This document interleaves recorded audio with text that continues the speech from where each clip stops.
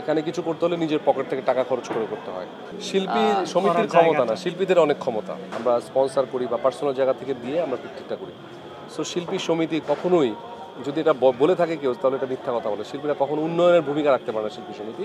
বিগত বছরগুলোতে মানে ধরেন আপনি আরও 20 বছর আগের কথা যদি বলি, আমি দেখিনি এতদিন, আমি যে কদিন ধরে দেখেছি ধরেন 4 বা 5টা পিকনিক দেখেছি বা 10টা পিকনিক দেখেছি। শিল্পী সমিতি কখনো কারো উন্নয়নে কোনো ভূমিকা রাখতে পারে না, কেউই পারেনি আজ পর্যন্ত। হ্যাঁ, শুধু গিফট পাঠানো ছাড়া শিল্পীদের পক্ষে একটা সমিতি মানে কিন্তু এটা একটা নন অর্গানাইজ, মানে আমি বলবো যে এটা কোনো লাভজনক প্রতিষ্ঠান না। এখানে কিছু করতে হলে নিজের পকেট থেকে টাকা খরচ করে করতে হয়। আমি হয়তো 500 টাকা দিলাম, কেউ 5 লাখ দিল, কেউ 5,000 দিল। শিল্পীদেরই এটা স্পন্সর বলি আর যেভাবে বলি ম্যানেজ করে এটা শিল্পীরা মিলে পিকনিক করে। ইভেন আমাদের পিকনিকে কিন্তু কোনো চাঁদাও ধরা হয় না, আমরা স্পন্সর করি বা পার্সোনাল জায়গা থেকে দিয়ে আমরা পিকনিকটা করি। সো শিল্পী সমিতি কখনোই যদি এটা বলে থাকে কেউ তাহলে এটা মিথ্যা কথা বলে। শিল্পীরা কখনো উন্নয়নের ভূমিকা রাখতে পারে না শিল্পী সমিতি। বরঞ্চ একটা রুম, একটা স্টাডি রুম আছে আমাদের ওখানে, আমরা বসে চা কফি খেতে পারি, একটু এই দেশে একটা বসার স্থান সেটা। তারপরে যদি কোনো ঝামেলা হয় কোনো শিল্পীর সাথে পরিচালকদের, এখানে বসে সেই সুষ্ঠু সমাধানটা করা হয়। সো এর বেশি আসলে এখানে করার কিছু নাই। এবং ওই যে বললেন পিকনিক, হ্যাঁ পিকনিক একটা অংশ, পিকনিকটা হয়, ইফতারটা হয়, আমরা সবাই একসাথে বসে গেট টুগেদার করি, এইটাই আসলে মানে এর চেয়ে বেশি কিছু আমার মনে হয় না শিল্পী সমিতির কাছ থেকে আশা করা উচিত। শিল্পীদেরকে নিয়ে আসলে এই নির্বাচনটা।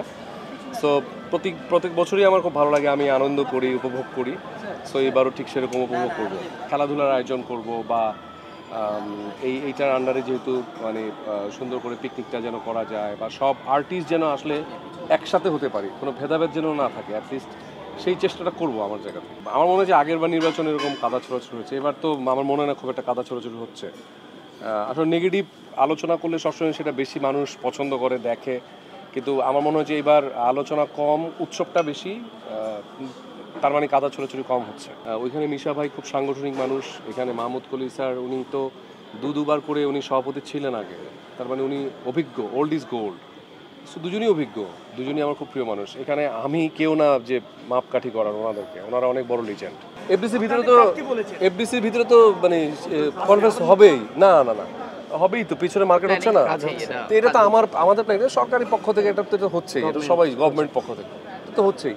হ্যাঁ, যদি আমি এখন বলি হ্যাঁ হচ্ছে, তো সরকারের কাজ মানে তো আমাদের সাধারণ জনগণের কাজ। যেহেতু আমি এই মুহূর্তে কোনো আশ্বাস দিচ্ছি না, সো আমি বলতে পারবো না, বাট যারা আশ্বাস দেয় তাদেরকে ধরবেন আপনারা যে কি হবে না হবে, কারণ আমি তো কোনো আশ্বাস দিচ্ছি না। আমি তো একদম পুরো ফ্যাক্টটাই বলে দিলাম যে শিল্পী সমিতি কখনোই মানে মানে বড় কিছু করতে পারে না। বাট হ্যাঁ, যদি সব প্রপার শিল্পীর যদি একসাথে প্রধানমন্ত্রীর কাছে যায়, যে যদি কিছু চায়, এটা উনি প্রধানমন্ত্রী বিবেচনা করতে পারেন, যেহেতু সবাই পরিচিত মুখ, সেটা হতেই পারে। কিন্তু এর বেশি আসলে আগে থেকে কিছু বলা সম্ভব না। শিল্পী সমিতির ক্ষমতা না, শিল্পীদের অনেক ক্ষমতা। শিল্পীদের অনেক ক্ষমতা কি, শিল্পীরা যখন একসাথে হয় তখন একসাথে যদি কিছু চায় সব শিল্পীরা নেয়, তখন তো কিছু একটা হয়ই। শিল্পীরা সবসময় দেশের ক্ষেত্রে হোক বা যে কোনো জায়গায় একটা এফোর্ট দিলে সেটা কাজ হয়। সো শিল্পীদের ক্ষমতা বলবো না, ভালোবাসা বলবো। হ্যাঁ, শিল্পী সমিতি তো শিল্পীদেরকে নিয়েই। সো সব শিল্পী যদি একসাথে হয়, ভেদাভেদ না থাকে, তাহলে আমরা যদি কোথাও যাই ডেফিনেটলি আমরা কিছু না কিছু পাবো সবসময়। সো এটাই শিল্পীদের ক্ষমতা।